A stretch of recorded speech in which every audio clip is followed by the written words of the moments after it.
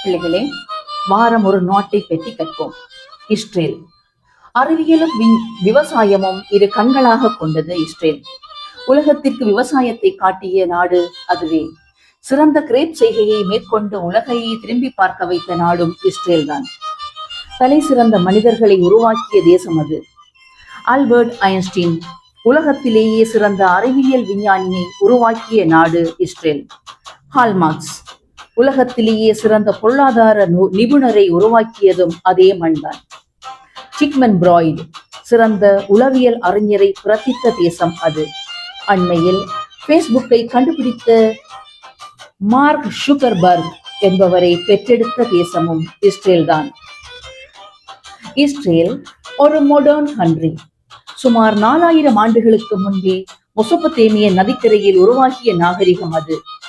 ஊர் என்ற ஊரை பிறப்பிடமாக கொண்டு ஆபிரகாம் சந்ததி வழி மரபில் உருவாகிய இனமே இஸ்ரேல்.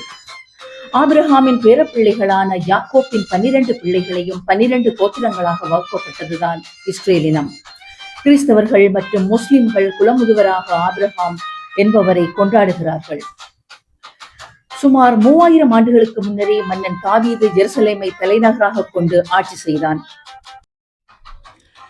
தாவீதின் மகன் சாலமோன் காலத்தில் ஜெருசலேம் ஆலயம் கட்டப்பட்டது.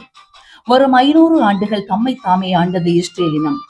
அசிரியர் பபிலோனியர் படையெடுப்பால் இஸ்ரேல் அடிமைகளாக பபிலோனுக்கு கொண்டு செல்லப்பட்டார்கள். இஸ்ரேலின் தாய்மொழியான ஹீப்ரோ அழிவடையவும் அரமைக் மொழி பிரயோகத்தில் வரவும் படையெடுப்பே காரணமாகியது.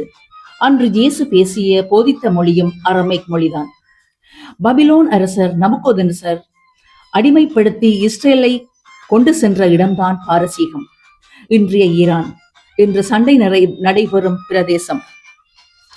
அண்மையில் இந்தியாவில் இறந்து போன டாடா நிறுவனத்தின் உரிமையாளர் ரத்தன் டாடா பாரசீகத்தை பிறப்பிடமாக கொண்டவர்தான். ஒரே கடவுள் கொள்கையை கொண்டவர்கள், சட்டம்தான் வாழ்வியலை நெறிப்படுத்தும் என்று வாழ்ந்த இஸ்ரேல் யூதர்களுக்கு அதே தாவீதின் குலத்தில் பிறந்த இயேசு என்பவர் சட்டங்களுக்கும் மேலானது மனிதநேயம் என்று மக்களிடையே போதனை செய்ததும், தான் தானே ஒரே கடவுளால் அனுப்பப்பட்ட இறைமகன் என்பதும் யூதர்களுக்குள் பிளவை ஏற்படுத்தியது. ஒரே கடவுள் கொள்கையில் இருந்த யூதர்கள் இயேசுவை சிலுவையில் அறைந்து கொண்டார்கள். கிறிஸ்தவர்கள் கொண்டாடும் கடவுளான இயேசுவுக்கே சாவு மணி அடித்தவர்கள் யூதர்கள். அவர்களது அஞ்சா நெஞ்சமும் அறிவுத்திறனும் சர்வதிகாரி ஹிட்லருக்கு அச்சுறுத்தலாகவே இருந்தது. யூதர்களின் அறிவியலை கண்டு வியந்த ஹிட்லர் யூத இனத்தையே படுகொலை செய்து கொன்றொழித்தான். யூதர்கள் இதனை கிஞ்சித்தும் பொருட்படுத்தாதவர்கள்.